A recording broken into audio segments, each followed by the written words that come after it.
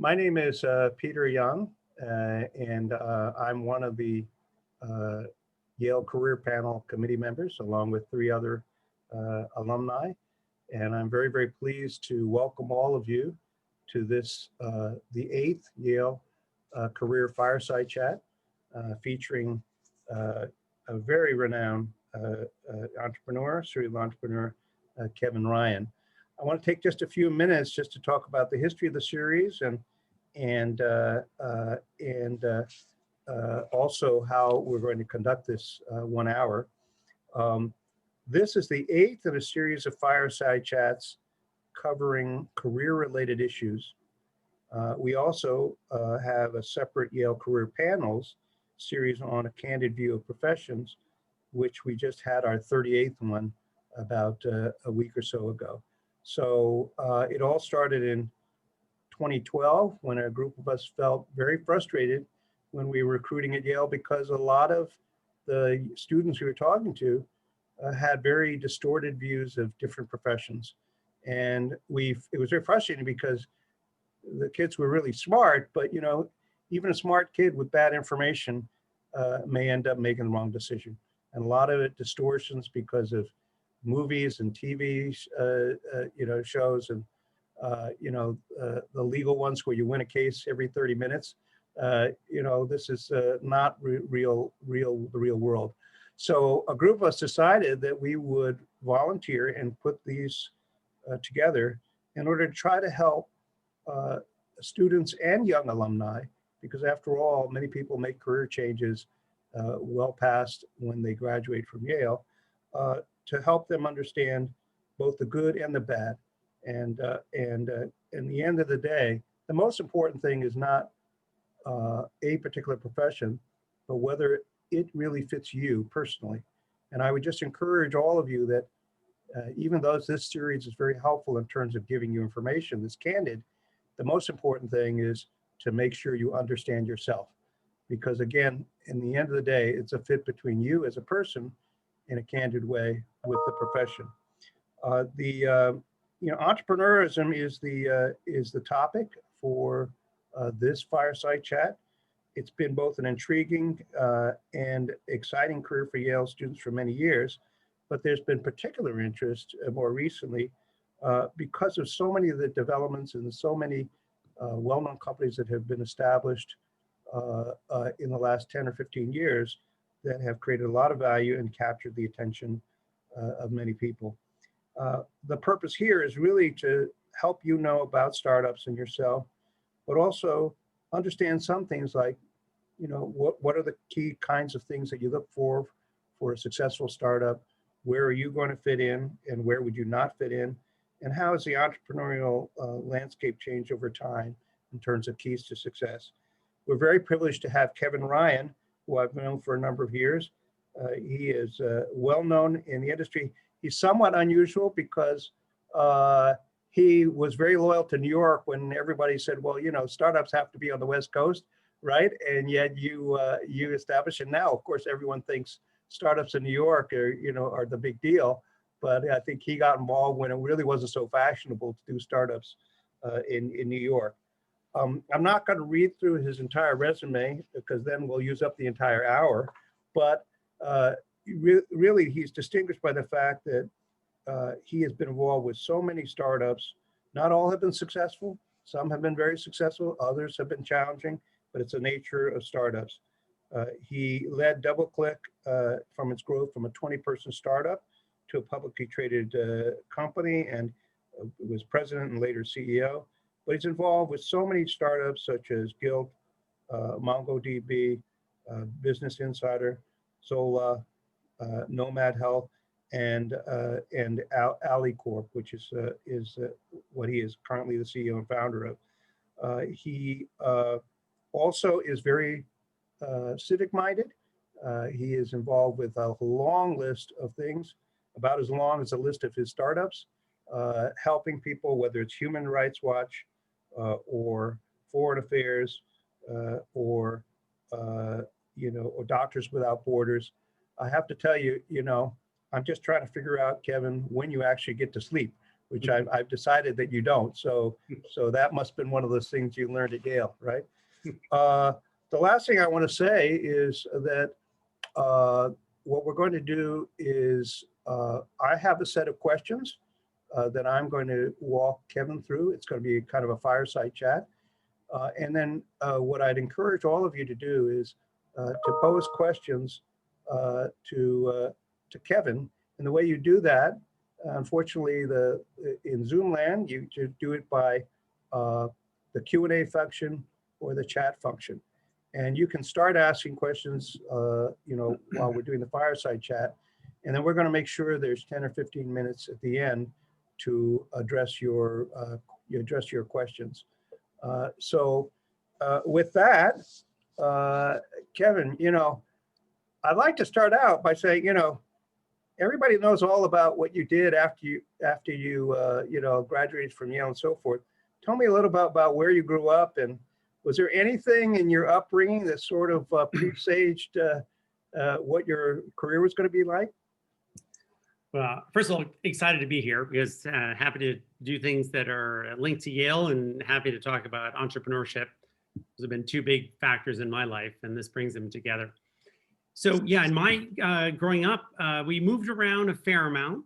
I grew up partially in Europe. My family's from the Midwest, but from 5 to 13, we were in Europe, mostly in Geneva, and that certainly sent me on a path of interest in international things. A lot of the nonprofits that I've been involved with led from that. My wife is French, so we've, and 2 of my 3 kids now live in Europe, so we certainly go back and forth quite a bit. I think, the biggest thing that I did growing up that led to this was really more leadership. I always was the person who ran student council or the Yale's College Student Investment Group, or, multiple organizations. And I actually think that running extracurricular activities in college is really good preparation for being a CEO, and being a CEO in a high-tech world, because in a nonprofit, in a group, no one needs to show up the next day. They're not paid by you. They only come if they want to, and you got to make it fun for them, interesting. You have to think that you care that they're going to be there. And when you're in a market like we are in high tech, where everyone has 5 job offers, you really have to be the same type of person. 30 years ago, you could be a Marine colonel, treat people badly, and they just had to show up because it was their job. Now they'll go across the street in a minute. So I think it's actually good training. And so I like to see that, and I like to see that in leadership throughout people's careers. So Kevin, tell me, if I talk to 3 of your classmates at Yale, what would they have said about you? So they would have said that I did like to run things, that I was very interested in 2 things, and that actually hasn't changed. So politics and public policy and business. In fact, those are the 2 things I filled out on my SAT form when it said, what are you going to do with your life? And those are actually 2 of the things that I'm still very interested in to this day. So in a way, my wife would say I haven't really developed, but I found what I liked early on. Well, I like I like the second explanation. That sounds a lot better than the first one. Yeah. So I know you graduated from Yale, and then you also went to INSEAD. Did you go immediately, or did you? No, I worked in investment banking. I worked in investment banking in New York and London for about 4 years. Enjoyed that, and then went off to INSEAD for business school in Europe. Yeah. Now, did you directly go into startups after that, or did you do something else?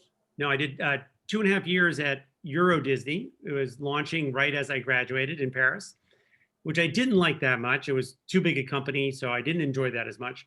Then I went back to the United States to be the CFO and COO of a division of a media company called United Media. EW Scripps was the publicly traded company. And there I got a lot more management responsibility. And then the beginning of '95, I launched an internet site for them. And it became very, very successful. So by beginning of '96, I went to the parent company and said, this internet thing is going to be huge someday. And we have a head start. Why don't you give me money and I'll start a division? And they said no. And so then I thought, wait a second, I think they're missing the boat here. I think this internet thing is going to be big. So I'm going to go do what I was planning on doing for you, but you don't want to do it. So I'll do it for myself. And I ended up going out, and DoubleClick started in '96, and it's a crazy experience. So I was 32, and 4 years later, we had 4 years later, we had 2,000 employees in 25 countries from a standing start. Yeah. And we went public 24 months after we started, something that was so fun that it's now illegal. You can't do it anymore. It's just too soon. So it was an amazing, amazing experience. So did you send a thank you note to the CEO of the company you left? I did. There was a moment when I ran into one of the guys because DoubleClick, after 4 years, was worth more than EW Scripts, which was 100 years old, $8 billion market cap company, but we got to 12 billion very quickly. And I said, man, it's too bad you didn't want to do this. It would have been great. So, so essentially you were forced into doing a startup, I guess, right? Mm-hmm. Right? Against your will. Yeah, I wasn't originally planning on it. It became a new industry where you could really do that. Yeah. And, many, like if you were in the car industry 20 years ago, you couldn't really start your own car company. That's just not a really feasible thing. Mm-hmm. But all of a sudden I saw that people were doing it in the internet world. It could be done. Or you could, start one or join one. And that's what I've been, for 25 years, I've been starting companies or occasionally investing in them, but generally starting and building them up. Yeah. Now, you've been fortunate to be involved with a lot of startups. Somewhere you're involved with managers, somewhere you're an investor and so forth. And the nature, as I know, since I was in venture capital, is even the best ideas don't always succeed, right? Because it's a high risk thing, right? And so forth. But as you look back, because you've been involved with a lot and in different sectors, do you see any sort of common traits of the things that were successful and the ones that were less successful? Or is it just really hard to say because circumstance may change the variables for individual businesses? Yeah, look, there's some fundamentals that come back. Great CEOs attract great people, and a more talented team makes a big difference. No question about that. There's a little bit of luck. Sometimes things in the industry can go against you. If you started the best solar power company in 1990 and at some point oil prices go down, it's out of your control. You're not going to have a great business. No solar company will make it. So there's a little bit of luck, some skill. It's hard to see in some competitive dynamics.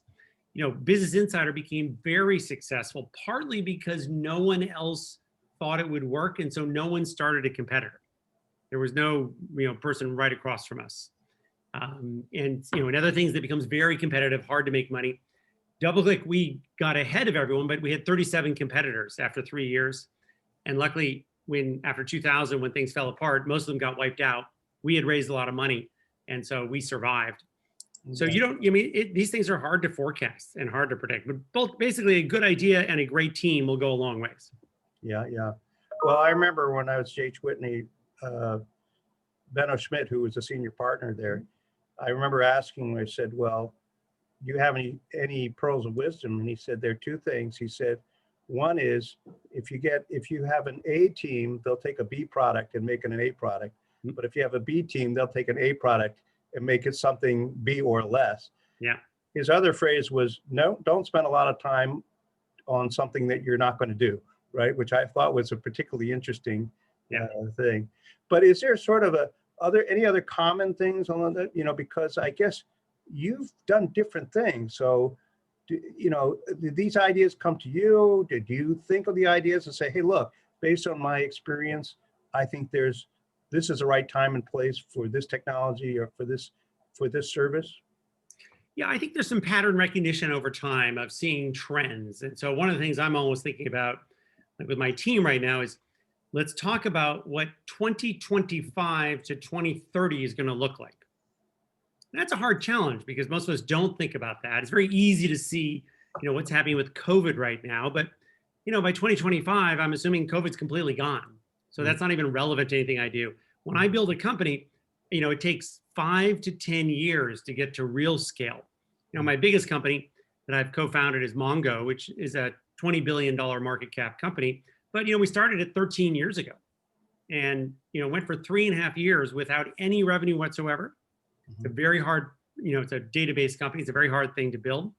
and now is a very powerful company with thousands and thousands of employees. It's going to grow for a long time. So these things are hard, but we also had remarkably talented technical people. My two co-founders were incredible. It was like starting a basketball team with LeBron James and Stephen Curry. You're going to do well, and that made a big difference. But we also knew there was a trend in databases that was happening that we were going to take advantage of, and we were ahead of the curve, and we were able to wait. So a lot of it is actually forecasting what things are going to look like 5 to 10 years from now. Now, so what are the kinds of red flags that you've noticed for things that you think, well, some things are really very attractive about it, but here's some embedded flaw or something of that sort?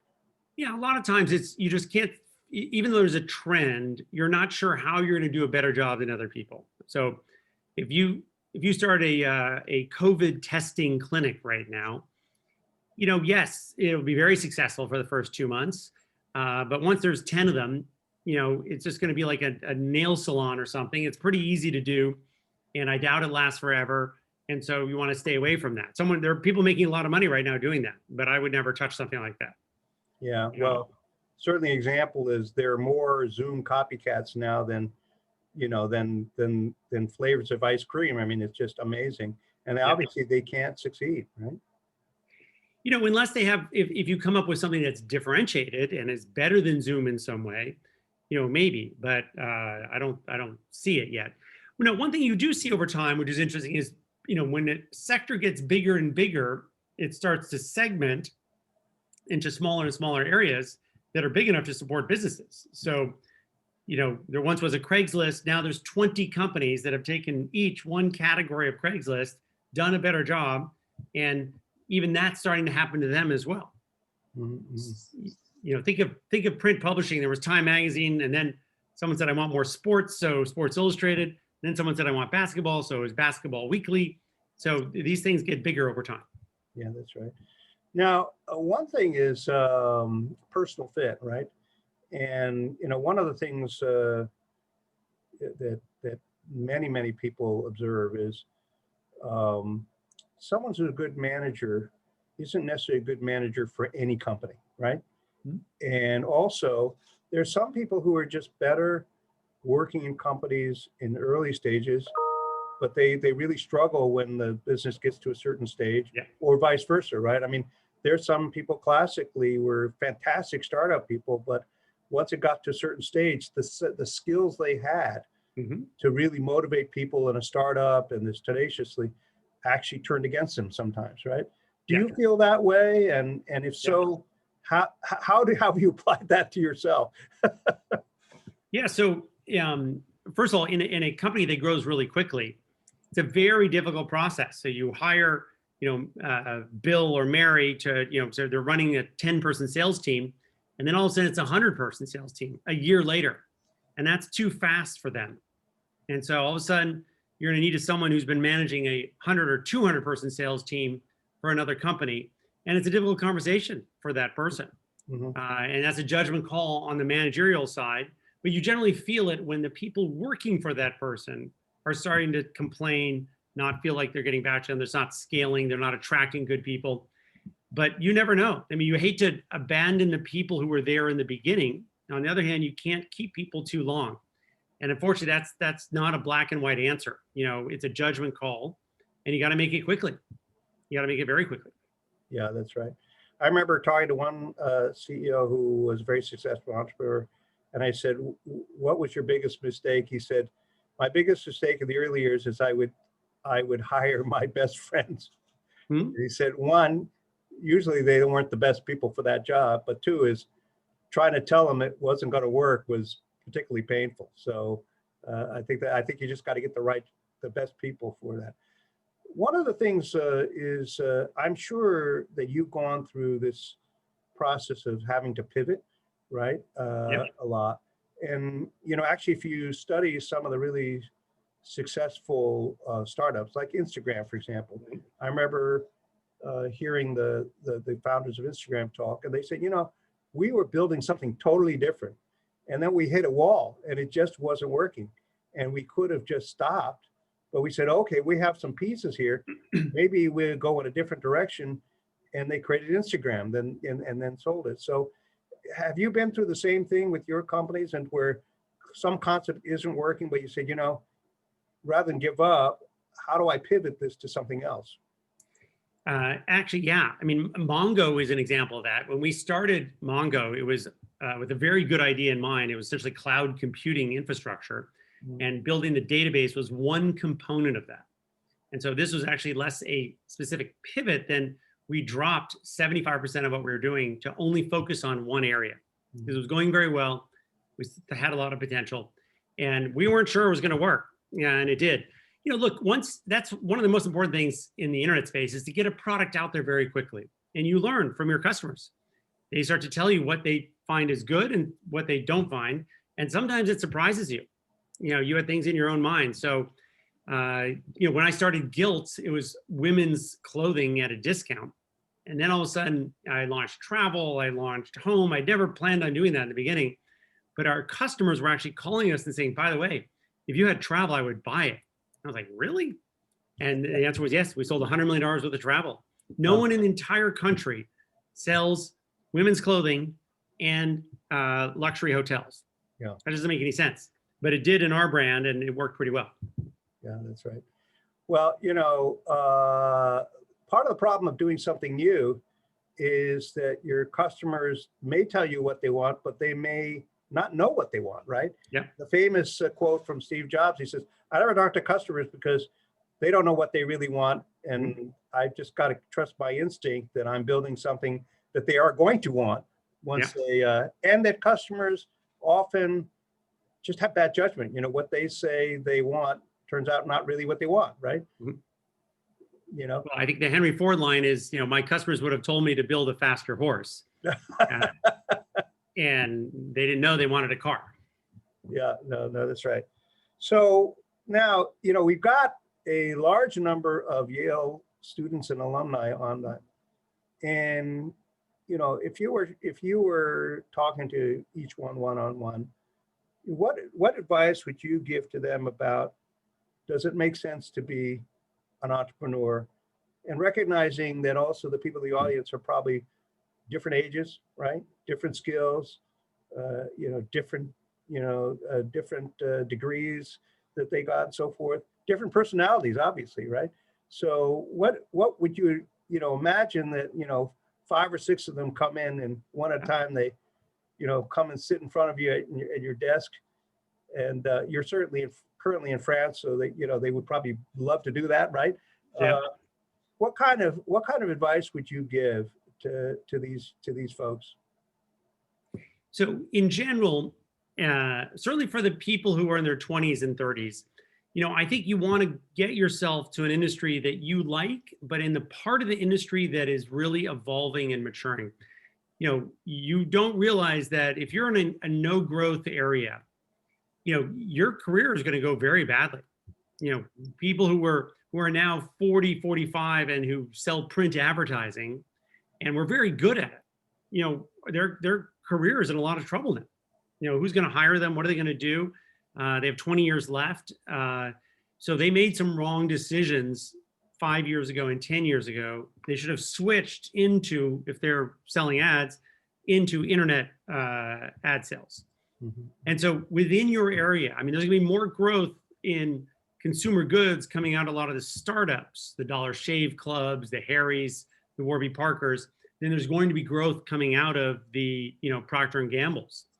These are big companies that are growing at 1% a year, maybe.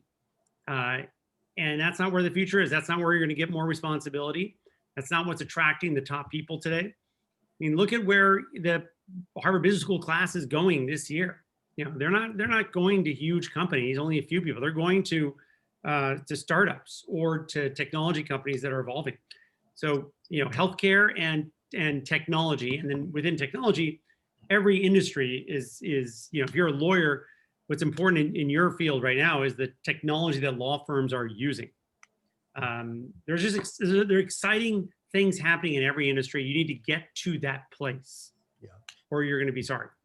And you have to be able to look forward, as you say, into the future, right?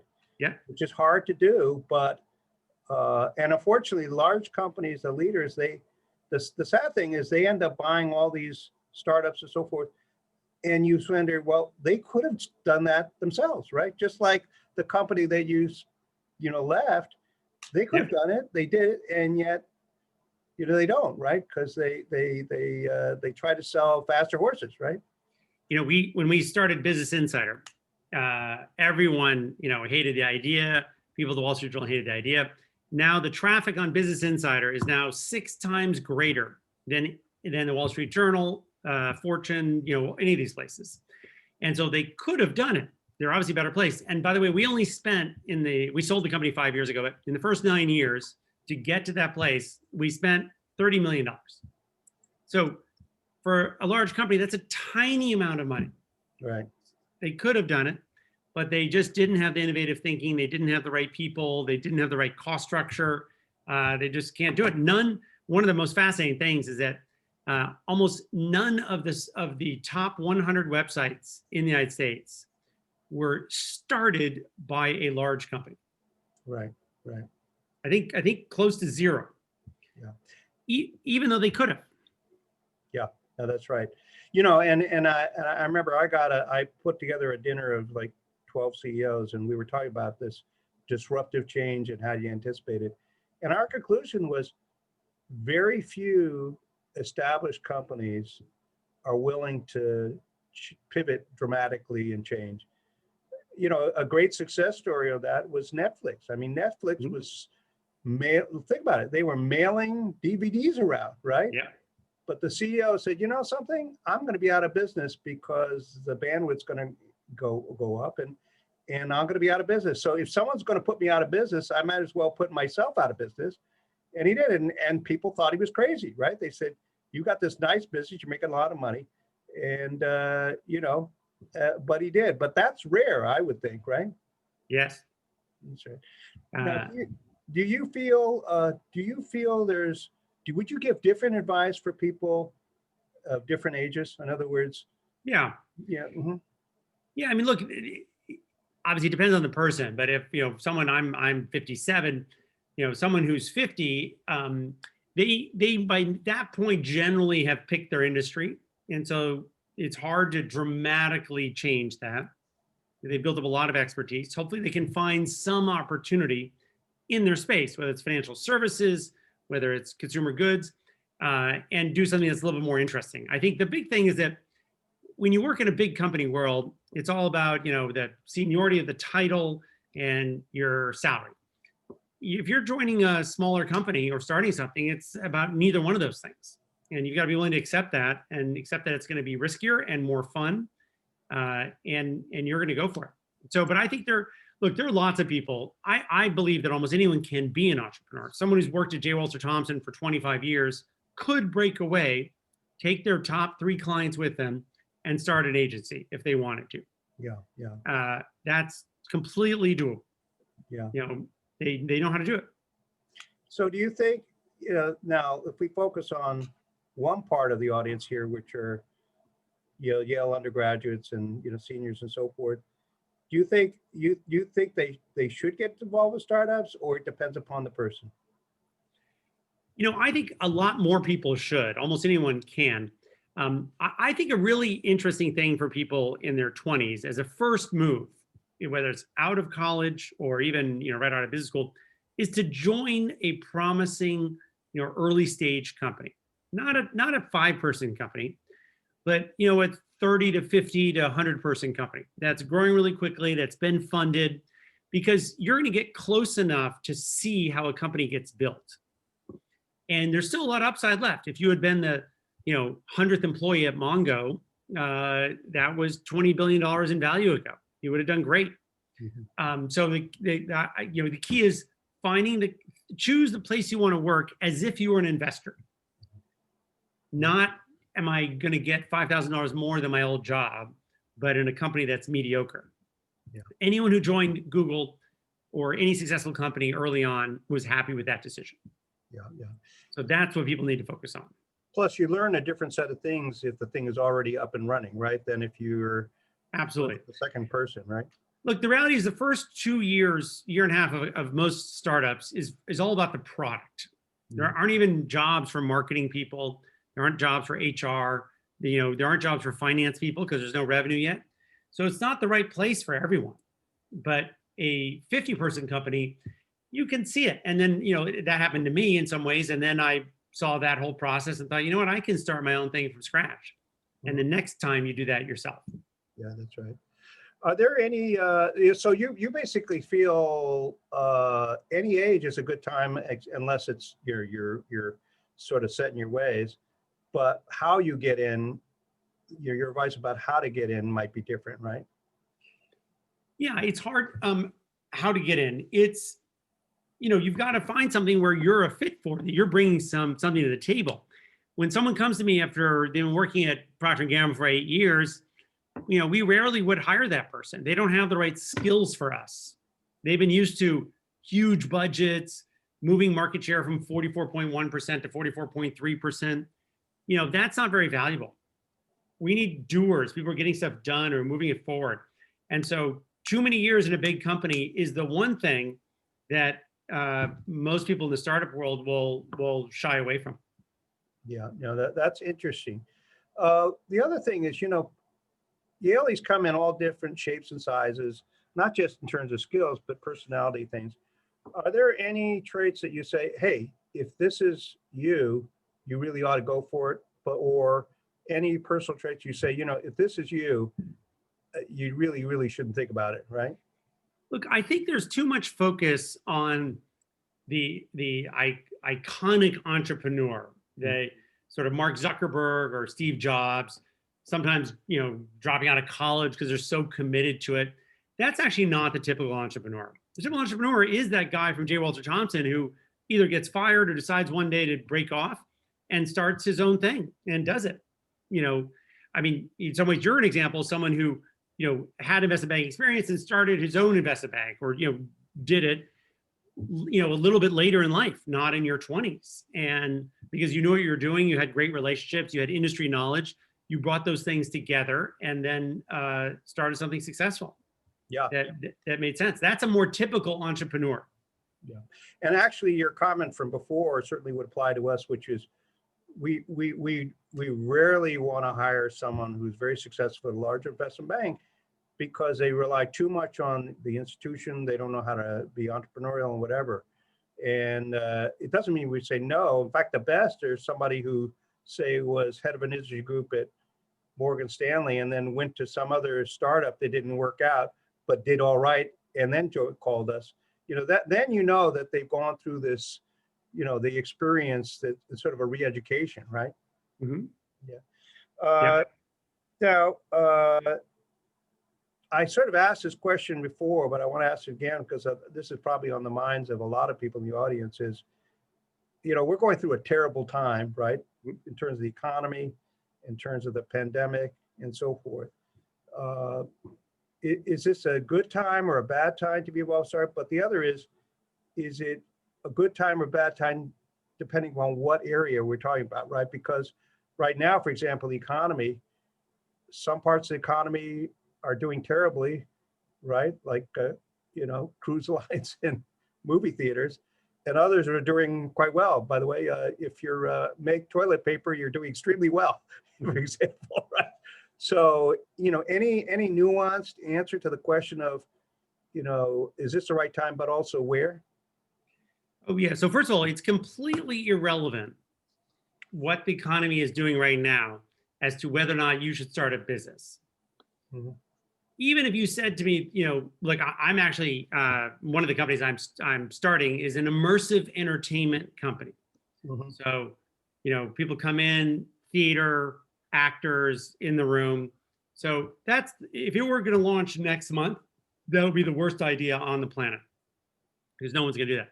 But we're not going to launch for 15 months. And so I'm very happy to take that risk that 15 months from now, we're going to be in one room. But the same applies to travel, which obviously this month, international travel is terrible. But, do you think 2 years from now, people will be traveling again? Absolutely. And I think there'll be all kinds of interesting opportunities and new things to do there. So again, if you're thinking about what is going to be happening a year, 2, 3, 4, 5 years from now, yeah, there's nothing changing this year that gets in the way of that. We've learned some things. Everything in tech has gotten better. By the way, VC funding last quarter was above a year ago. There's no recession in tech. Tech is booming like there's no tomorrow. Stock prices are up, funding is up, everyone is employed. These are great times. And money is flowing towards startups and technology and VC firms. So this is a great time. Yeah. By the way, Kevin, along the way, did you have any mentors along the way that helped? And if so, did you seek them out, or did you just happen to run into and identify that that you could establish a really good relationship? First of all, at DoubleClick, when I was president, there was a CEO who I worked with very closely, who I learned a lot from. And actually, interesting in the internet space, because there were no large internet companies, as it just started, we didn't have the traditional mentors that if you were at Salomon Brothers, you could know someone who was very senior at Goldman Sachs who could be a mentor. So we didn't have that. We self-mentored in many ways. We knew each other. We had peers who ran other companies who were not competitive. And that was the most interesting group of mentors in a way. But you would look at them and say they were mostly peers. Yeah, okay. Now we have quite a few questions. So okay.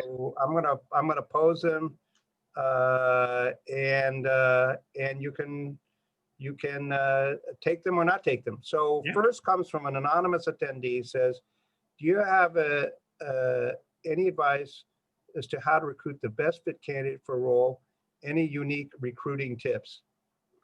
Yeah, so the only thing I do that is maybe slightly different is just much more focus on the recommendations and references. So if you have a choice between interviewing and doing references, you should only do references and never meet the person. And so no one would do that. But actually, most people just mail it in on references. And at the end of the day, if you're hiring a basketball player, would you interview them or would you watch them play? You watch them play. And so the equivalent of watching them play in our industry is, you need to find people and spend all the time you can who worked with the person. We've all worked with people, peers, like at Bain. I'm sure there's some people in your early career who you'd say, don't hire that person. He's going to interview well, but backstabbing or not cooperative or not a team player, some things that won't necessarily show up in the interview. And you would know that. And those are the things we need to know. So we spend a lot of time on that part. The second question is also an interesting one. It says, which I hadn't thought about, it says, is it possible to get started deliberately as an entrepreneur without an idea, or do you believe it's important to start opportunistically with a new idea that comes along? So either way can work, but here's what I would say. In general, what I am always thinking about are problems.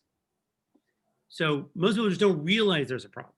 So in your industry, there must be some things that are expensive, that are hard to do, hard to get. Like many of the businesses that we all use today, 10 years ago, you would have said to me, if I'm trying to find this online, it takes a long time, or it's not reliable. And someone solved that problem.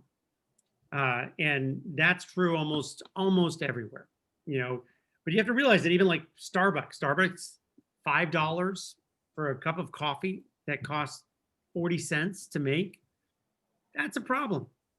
Now figure out how you're going to solve that to get rid of the labor or other things. So I have one company that does that. So I'm always thinking of what problem I'm solving. Yeah. And most people just don't think it's a true problem. Yeah. Well, if you're not solving a problem, no one's going to pay you for it, right? Yes, exactly. Yeah. I have a question that came to me in the in the chat, and one of the questions was, financing for women and minorities can be notoriously exclusionary, difficult to come by. What do you think can be done to change that? And what's my advice to women and minorities seeking to become entrepreneurs? So that's a long question and a complicated answer, because what we need to break down is, are people, women and minorities, applying for financing? and getting turned down, or are they not applying? And so we get 1,000 pitches a year. And what we find is that disproportionately, the entire industry, Vol compared notes, we get fewer pitches from women and from minorities. And so the reason that ultimately people invest less is partly due to that. Now, don't forget, one of the reasons for women is that our companies in the high tech area are disproportionately tech. And so technical knowledge is not required, but it's super helpful. And if you're doing enterprise software, a lot of the people have computer science degrees to understand the problem in the database structure that they're solving or something like that. So, and unfortunately, a thing that is hard to solve at the age of 21 is that, we're down in this country to like 15% of computer science graduates are women, and a small percentage are underrepresented minorities. And that, when I was on the board of Yale, we tackled that and tried to tackle it, but found it very hard because even coming out of high school, the numbers were not good. So we don't have a good solution for that. It is a huge problem, but I think a lot of the problem is occurring before it gets to the VC industry. Some of it, I'm certain, occurs at the VC industry as well. I know for us and for a number of firms right now, we have a point system when we value ideas, and one of the categories is, disproportionate points if there are women co-founders or underrepresented minorities. So trying to compensate that, and also trying to reach out to organizations to get more deal flow. But it's a huge problem in our industry, but it's a problem in society as much as it is the industry, I think. But both need to do better. I just did a search for a nonprofit, and we took our entire search committee through implicit bias training, because that can be a problem. And when you go through it, as I did as well, it reminds you that there's little things that you were probably assuming or thinking and didn't even realize you were. And you have to watch out for that. So I don't have a good solution, but a lot of people are trying to work on it. Yeah, and it's a big problem, and it cuts across lots of different variables, whether it's gender or ethnicity and so forth. I'm involved in a program called Asian American Career Ceilings, where we're trying to examine and have a convene on this issue. And looking at the data, it's pretty bad, right? In terms of, and the reasons are varied, right? In terms of either tradition, timing, or bias, whatever. But it is a big problem. But I think I haven't seen the data you were looking at, but my sense is that there's some ceilings that occur in banking for a lot of Asian Americans, and in tech, less so. A lot of as a disproportionate number of tech companies like Microsoft and others, MongoDB, are run, by Asian Americans or Indian Americans. So they're, pretty good representation at senior levels. Yeah. And in other industries, not. It's like, these are complicated problems. Now, there's a question directed specifically at you, Kevin, fortunately not me, from Elise Chapman, who I'm sure. Yes. And she says, you gave me great advice in 2016 about how much research is enough to launch an idea. Thank you. What would you say today about knowing when one has done enough research to develop a new idea? So, one of the things that I try and do is, when research is generally talking to potential customers. Sometimes it's just consumers. Sometimes it's people within the financial services industry, if it's a B2B thing or whatever it is. And so I want to talk to enough people that I'm starting to find my conversations of no value. Because you're going to say to me, oh, I've had this problem and this problem. I'm like, yeah, heard it all, understand it. That's category 4. Now I know what people are thinking and what they're seeing. A lot of people do over-research these things. At the end of the day, is there a big problem?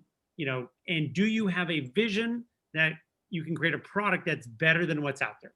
When I started Zolo, which is a wedding registry company that's become quite successful, a lot of people are like, oh my God, there's so many wedding registries 6 years ago.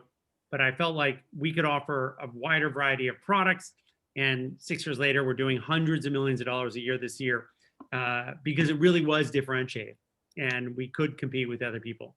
But we interviewed 50 brides. And at the end of it, if you saw what we put on the board, you'd say to me, wait, Kevin, you didn't have any original ideas. All you did was build what these people told you. I'm like, yes, that's exactly it. That's known as listening to your customer. Yeah. So you gave yourself an A+ there, right? Yeah, exactly. Well, you picked at least you picked the right 50 brides, right? Yeah, yes, yes. So here's a question from Michael Bradley. He says, it's similar to what you said earlier about, you know, who develops disruptive ideas. Do startups have a better shot at developing disruptive idea things within the industry primarily because they can focus their best people on the problem while running at a loss for a few years, i.e. less of a focus on short-term profit versus innovation? Well, actually, I think there's a very interesting um, uh, choice of data or that I've seen, which is that a lot of the very successful startups in the internet space are started by people who came from other startups, but not from that industry. So it's not surprising at all that the people who started Airbnb did not come from the hotel industry, even though in theory they should have understood that. People who started, Guilt did not come from the fashion industry. When I did Business Insiders with Henry Blodgett, who had an investment banking background, not journalism background. And so what we find is that some people come to a new space with some new thoughts, but very few people came from a large company and started a very successful internet company. They were some other field and they switched over. Even database companies like Mongo were started by people who came from ad technology. It's that a creative thinking within the same industry. Yeah, that's interesting. Well, a related question is from Kim and says, basic question is it better to choose a concentration that's broader, biotechnology enterprise, or specialized? I guess it's this question of how narrow or how broad a technical skill or whatever expertise do you think makes sense in order to be successful? And Kim happens to pick biotechnology as an example, but of course this is a broader question. Well, I'm not sure if you're talking about launching a company, you need to start somewhat narrow, because like when I started Business Insider, I couldn't start with 3 employees covering worldwide business in 17 industries. So we're very narrow. We covered New York technology companies, news about that, and then got bigger and expanded it to US technology and then finance and kept going. Guilt, I started with 1 category and then went broader. I think if you're looking broadly at the space you want to start something in, then you can start a little broader. But look, at the end of the day, what makes a company successful? You have a basic idea and you hire really great people. And so if you can attract those people and tackle that problem, it really can be done. That's the story of every successful company. And as we said earlier, the idea will evolve a little bit too. It won't be exactly what you had in the beginning, but there's a problem, you can solve it, and that people will pay you for that. Another question is, how would you describe the culture in your companies and what is most effective and why? So I would say that it's not identical at all. First of all, culture inside a very technical database company, when 60% of the people have computer science degrees, is very different than inside a fashion e-commerce company, which is going to be 65% women, liberal arts graduates. So that alone will change things. It also is very different depending on the CEO. So, when I've been CEO of companies, it can be a more expansive, let's go quickly and let's conquer and be aggressive in that way. But each CEO has a different stamp on the company, and that will, I have some that are really collaborative, some little bit more, let me tell you what to do and let's go do it. But a lot of different cultures can work too. Yeah, that's right. It's not just a one size fits all. The next question actually is a very interesting one, because it's a classic question that people have to ask themselves when they're funding their company, and that is what kind of money to take, right?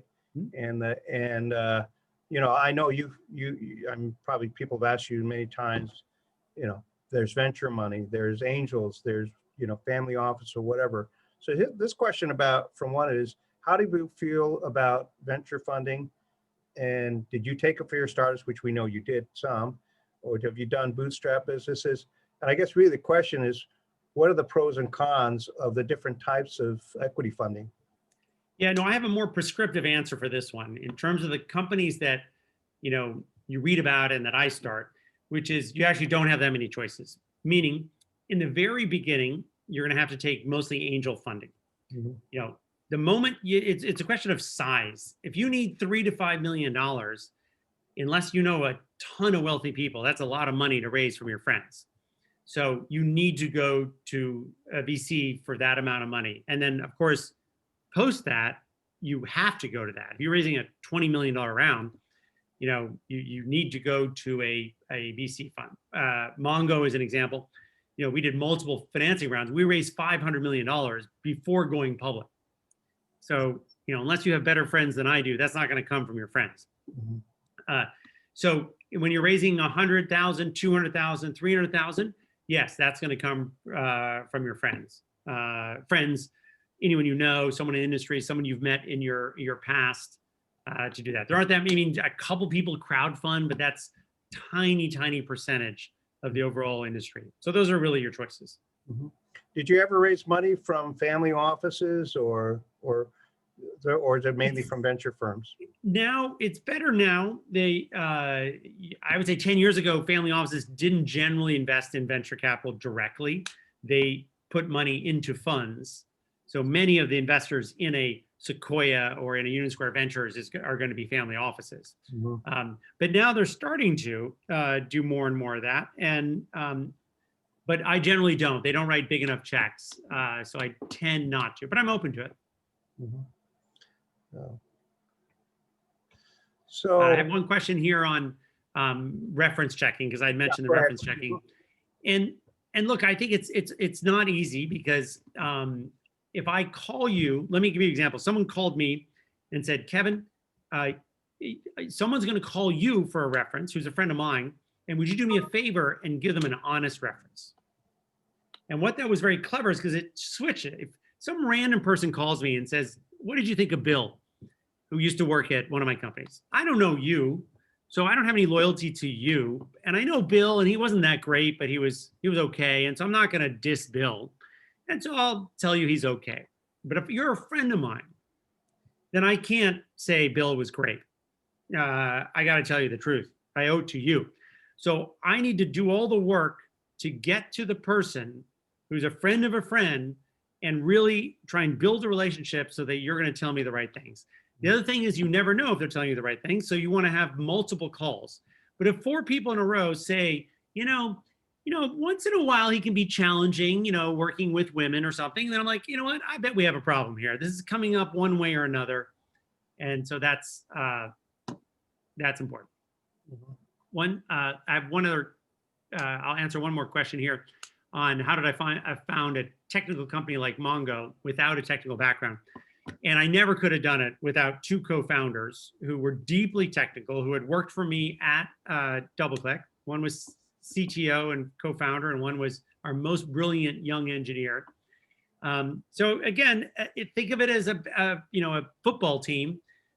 You're having one running back's not enough. You need multiple positions. And so most good companies are started by a couple of founders, and a lot of times they're complementary.